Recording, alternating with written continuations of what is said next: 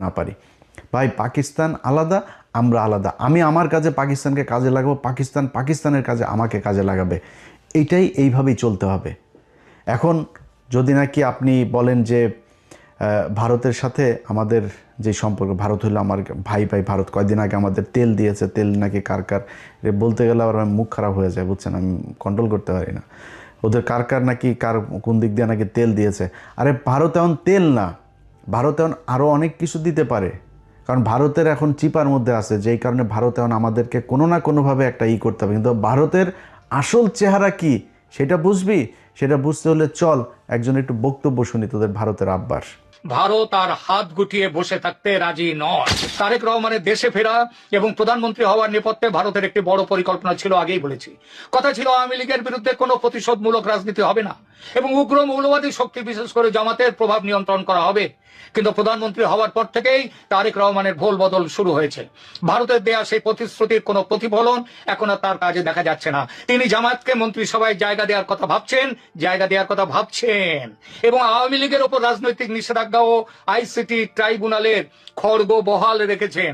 বরং চিঠি দিচ্ছেন আইসিটির রায়ের প্রেক্ষিতে শেখ হাসিনা এবং আসাদুজ্জামান খান কামালকে যাতে তাড়াতাড়ি বাংলাদেশে প্রত্যর্পণ করা হয়। দিল্লির কূটনীতিকদের মতে এটি ভারতের সাথে করা বড় ধরনের কথা খেলাপি বা বিশ্বাসঘাতকতা। আওয়ামী লীগের ওপর থেকে নিষেধাজ্ঞার খাড়া তোলার কথা আর উঠছেই না। শেখ হাসিনাকে ফাঁসিতে ঝোলাবার জন্য উল্টে ভারতের কাছে ইউনুস জমানাচ্ছে কড়া চিঠি দিয়ে প্রত্যর্পণ দাবি করছে তারেক রহমান সরকার। এসব কিসের লক্ষণ? এই সব কিছুই কি সেই পুরনো বিশ্বাসঘাতকতার নতুন সংস্করণ নয়? এটা ঠিক, তারেক রহমান সরকারের বয়স সবে 1 মাস। এর মধ্যে চরম সিদ্ধান্ত নেয়নি ভারত, তবে ঘরপোড়া গরু সিঁদুরে মেঘ দেখে ভয় পায়। তারেক সরকারের কাজকর্মে সেই সিঁদুরে মেঘের লক্ষণ কিন্তু স্পষ্ট ফুটে উঠছে। আওয়ামী লীগ নেতাদের জেল মুক্তির কোনো খবর নেই। যারা মুক্ত হচ্ছেন বিচার বিভাগের নির্দেশে নতুন মামলা দিয়ে তাদের আবার ঢুকিয়ে দেওয়া হচ্ছে জেলে। এই যদি বিএনপির গণতন্ত্র রক্ষার আসল ছবি হয় তাহলে সন্দেহ জাগেই। আর ঠিক এই কারণেই হয়তো এবার ভারত আর কোনো বিশেষ দূতের অপেক্ষা না করে অজিত ডোভালের মাধ্যমে সরাসরি 1 মাসের ডেডলাইন দিয়ে দিয়েছে। ভারত তার সাথে কথাবার্তা বলে শুধু কয়েকটি শর্তে, কয়েকটি বিষয়ে কেবল একমত হয়েছিল, কথা নিয়েছিল তারেক রহমানের কাছ থেকে। তাদের মধ্যে 1, ভারতের উত্তর পূর্বাঞ্চলের বিচ্ছিন্নতাবাদীদের যেন বাংলাদেশের মাটি ব্যবহার করতে দেয়া না হয়। 2, দেশে ইনক্লুসিভ রাজনীতি যেন ফিরিয়ে আনা হয়, অর্থাৎ আওয়ামী লীগকে সরকারি নিষেধাজ্ঞা থেকে মুক্ত করা যেন হয় এবং একই সঙ্গে ক্রাইম ট্রাইব্যুনালের অন্যায্য অবৈধ বিচারকে আইন বিরুদ্ধ বলে ঘোষণা করে সেই বিচারকে বাতিল করা। এবং 3, সরকারে কোনোভাবেই চরমপন্থী বা মৌলবাদী শক্তি যেমন জামায়াতের সরাসরি অংশগ্রহণ থাকবে না। ভারতের এই 3 শর্তে সহমত হলে তারেক দেশে ফেরেন এবং ভারত সব রকমের সহযোগিতা দিয়ে তারেকের জয়ের পথ প্রশস্ত করে। কিন্তু প্রধানমন্ত্রী হবার পর তারেক রহমান কি সেই 2004 সালের মতোই ভারতের বিশ্বাস ভাঙতে চলেছেন? ভবিষ্যতের পথ নিষ্কণ্টক রাখতে শেখ হাসিনার দেশে ফেরা বন্ধ করো, মৃত্যুদণ্ড বহাল রাখো, আওয়ামী লীগকে নিষিদ্ধ রেখে দাও, রাজনীতিতে যেন ফিরতে না পারে আওয়ামী লীগ, যাতে আমেরিকার দালালি করবার জন্য বাংলাদেশ অনন্তকাল তৈরি হতে পারে। দিল্লির রণমূর্তি এই কারণেই, এই জন্যই অজিত ডোভালের চরম বার্তা। কেননা পরিস্থিতি আবার সেই 2004-এর দিকে চলেছে। এই পরিস্থিতিতে ভারত আর হাত গুটিয়ে বসে থাকতে রাজি নয়। নির্ভরযোগ্য সূত্রের খবর অনুযায়ী সেখানে ডোভাল সাহেব কোনো কূটনৈতিক মারপ্যাঁচ নয়, বরং সরাসরি টাইম বাউন্ড হুঁশিয়ারি দিয়েছেন বাংলাদেশের ডিজিএফআই কে সামনে বসিয়ে। কি ছিল সেই হুঁশিয়ারিতে? 1, আগামী 1 মাসের মধ্যে আওয়ামী লীগের উপর থেকে সমস্ত রাজনৈতিক নিষেধাজ্ঞা তুলে নিতে হবে। 2, আইসিটি অধ্যাদেশ এবং তার অধীনে দেওয়া সমস্ত সাজা ও শেখ হাসিনার মৃত্যুদণ্ডের নির্দেশ বাতিল করতে হবে। 3, যদি এই 1 মাসের মধ্যে কোনো কার্যকর পদক্ষেপ না নেওয়া হয় তবে ভারত তার নিজের স্বার্থ, তার জাতীয় স্বার্থ রক্ষায় যে ব্যবস্থা উপযুক্ত মনে করবে সেই ব্যবস্থা নিতে বাধ্য হবে। এই হুঁশিয়ারি শুধু কথার কথা নয়। ভারতের নিরাপত্তা বিশ্লেষকরাও বলছেন জামাতের উত্থান মানেই ভারতের উত্তর পূর্বাঞ্চলের অস্থিরতা তৈরি করা। ভারত কোনোভাবেই তার প্রতিবেশী রাষ্ট্রে পাকিস্তান ঘেঁষা কোন মৌলবাদী শক্তি, যে শক্তি বাংলাদেশের স্বাধীনতার শত্রু, তাদেরকে সহ্য করবে না। ভারত স্পষ্ট বলেছে, সংসদে বিএনপির একক সংখ্যাগরিষ্ঠতা আছে, তবুও জামায়াতকে মন্ত্রী করার কথা উঠছে কেন? পুরনো ভালোবাসার টান, আমেরিকার চাপ। বাংলাদেশ যেন মনে রাখে, আমেরিকার সমস্ত হুমকি উড়িয়ে দিয়ে ৭১-এ ভারতের ফৌজ স্বাধীন করেছিল বাংলাদেশকে। আজ দরকার হলে ভারতের ফৌজ উপযুক্ত ব্যবস্থা নিতে এবারও পিছিয়ে আসবে না। এই হলো ভারতের বন্ধুত্ব। এটার শুরু আজকে থেকে না, সেই 1971 সালের 16ই ডিসেম্বর থেকে শুরু করে আজকে পর্যন্ত ভারত কখনো মানতেই পারে নাই যে বাংলাদেশ একটা স্বাধীন রাষ্ট্র। তারেক রহমান তার কথা না শুনলে সে এখানে সোলজার পাঠায়, সোলজার পাঠা, তোরা সোলজার পাঠা, বাংলাদেশে পাঠা, ইস্ট পাকিস্তান ওয়েস্ট পাকিস্তান, দুই পাকিস্তান মিলা বাম্বু লাগাবে, পাঠা তোরা, যদি ক্ষমতা থাকে তাহলে বাংলাদেশের সোলজার পাঠা, ন্যাংটা বানায় ছেড়ে দিবে।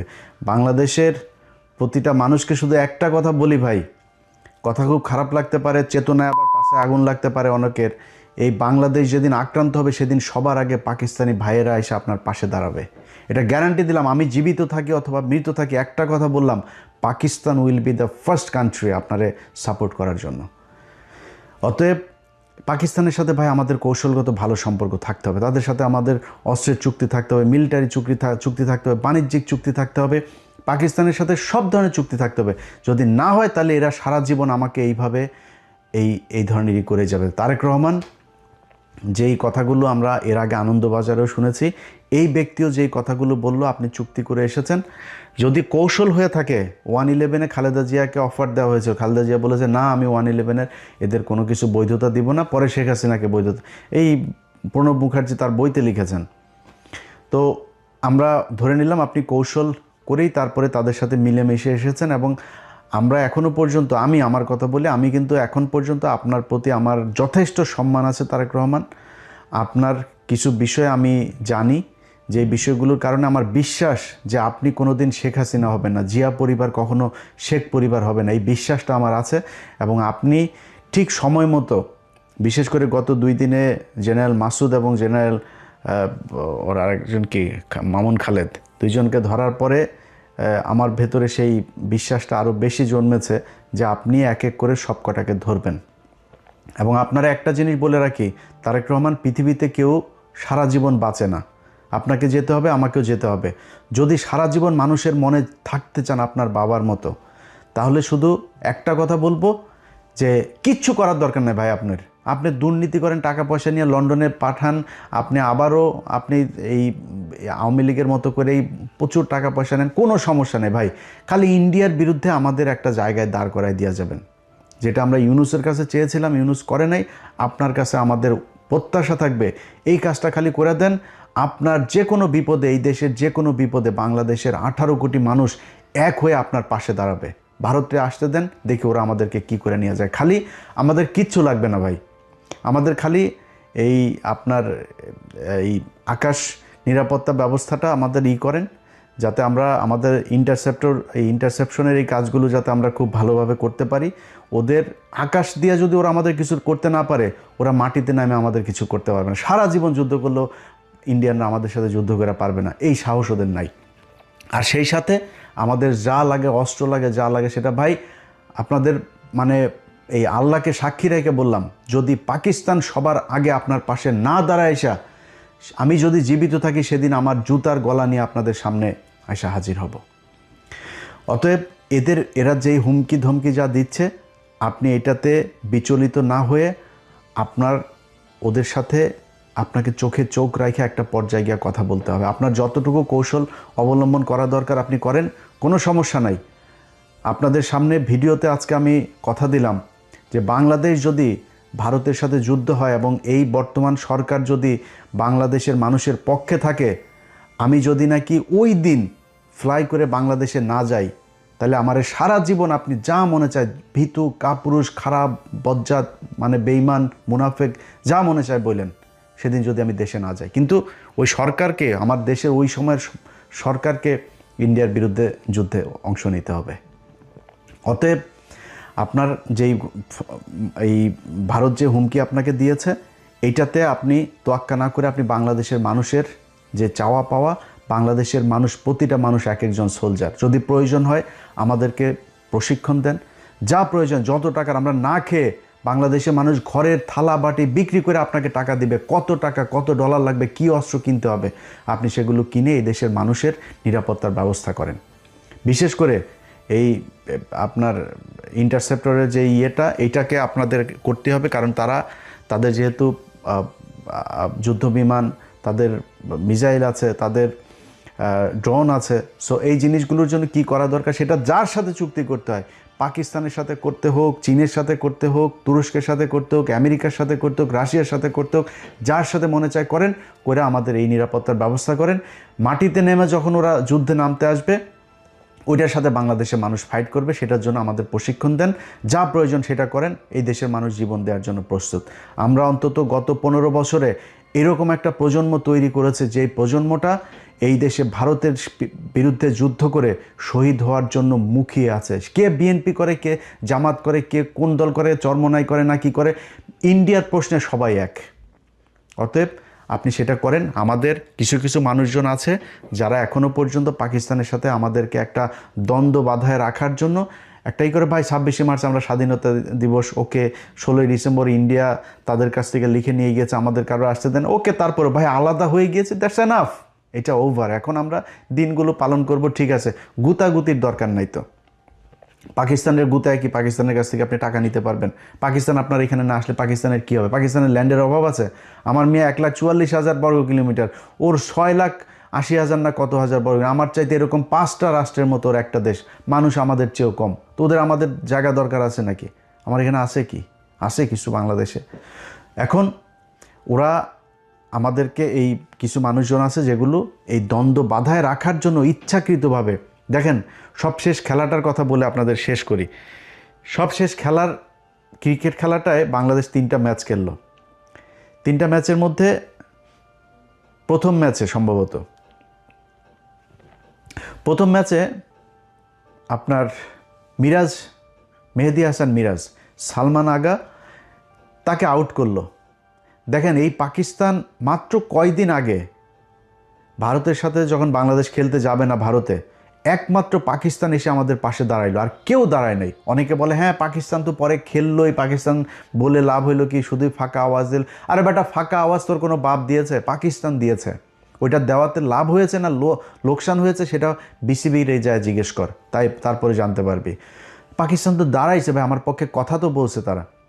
এর পরপর তারা সিরিজ খেলতে আসলো আমাদের এখানে। তো তারা তো বন্ধুর মন নিয়ে আসছে ভাই। বাংলাদেশের একটা মানুষ যদি ওইখানে পাকিস্তানে যায় না, দেখেন পাকিস্তানের মানুষ, ওরে মনে হয় হারানো ভাই খুঁজে পাইছে। খাবারের বিল নেয় না, গাড়ির ভাড়া নেয় না, জোর করে বাড়িতে ঢুকায় নিয়ে যায়, নাস্তা খাওয়ায়, থাকতে জায়গা দেয়, এরকম অবস্থা। সেই দেশের একটা মানুষ, সে ব্যাটসম্যান যখন সালমান আগাও ব্যাটটা নিয়ে ও দৌড় দিয়েছিল বল আনার জন্য, বাট পরে রান নেয় নাই। সে ক্রিজের ঠিক পাশে, এরকম না যে সে ক্রিজের মাঝখান থেকে বলটা ধরেছে, ক্রিজের পাশে ব্যাটটা ফেললেই সে ক্রিজের ভেতরে, সে ব্যাট না ফেলা, সে ওই বলটারে আটকাইছে, বলটা উঠায় সে মিরাজের হাতে দিতে গিয়েছে। ও মা, সে বলটা করলো কি, স্টাম্পে মাইরা মিরাজ এসে তাড়াতাড়ি করে চোরের মতো, একটা চোরের বাচ্চা, ফকিন্নির বাচ্চা, এসে বলটা ভেঙে দিল। এরপরে আবার লাস্টের ম্যাচে আপনার করলো, এই যে ওর নাম কি, নাহিদ রানা, ওর মুখের অঙ্গভঙ্গি দেখে আমার মনে হয়েছে যে একটা গালি দিয়েছে, একটা বাজে গালি দিয়েছে। আমি ওর মুখের যে মুভমেন্টটা দেখেছি ওটাতে আমার মনে হচ্ছে একটা বাজে গালিটা দিলাম না এখানে। তো এই গালিটা সে দিয়েছে বিশাল, আরে বাবা, বিরাট আকারের উত্তেজনা, মনে হয় ভারত পাকিস্তান খেলা হচ্ছে। আরে বেটা, তোর তো বোঝা উচিত, এই যে এখন গেছিস পিএসএল খেলতে, তোর বাপরাই তো নিল, তোর বাপের দেশেই তো গেলি। পিএসএলে তোর বাপেরা তোদের দেশ থেকে, বাংলাদেশ থেকে 6টা প্লেয়ার নিয়েছে। আর আইপিএলে নিয়ে যাইতো সাকিব আল হাসান, পৃথিবীর শ্রেষ্ঠ একজন অলরাউন্ডার, সবচাইতে ধারাবাহিক একজন প্লেয়ার, ফর্মে থাকা প্লেয়ার, তারে নিয়ে সাইড লাইনের বাইরে দাঁড় করে রাখতো, পানি নেওয়াইতো তারে দিয়া। অপমান খালি নিত কেন? ওই বাংলাদেশের দর্শকগুলোরে নেওয়ার স্পন্সর আছে না, ওদের তো প্রোডাক্ট বিক্রি করতে হবে, বাংলাদেশের মানুষ দর্শক তো থাকবে না, একজন না থাকলে নিয়ে বসায় রাখতো। এটা করতো ইন্ডিয়া। আরে ভাই, ইন্ডিয়া আজকে সেই শুরু থেকে এখন পর্যন্ত সারা জীবন এই যে টেস্ট স্ট্যাটাস সবার পরে তারা আমাদেরকে দিয়েছে। এই যে টেস্ট স্ট্যাটাস খেলা মানে না, বাংলাদেশের থাকা উচিত না। এই যে এই সেবাগ, বীরেন্দ্র সেবাগ, এই শালা বলছিল যে বাংলাদেশের টেস্ট স্ট্যাটাস থাকার উচিত না।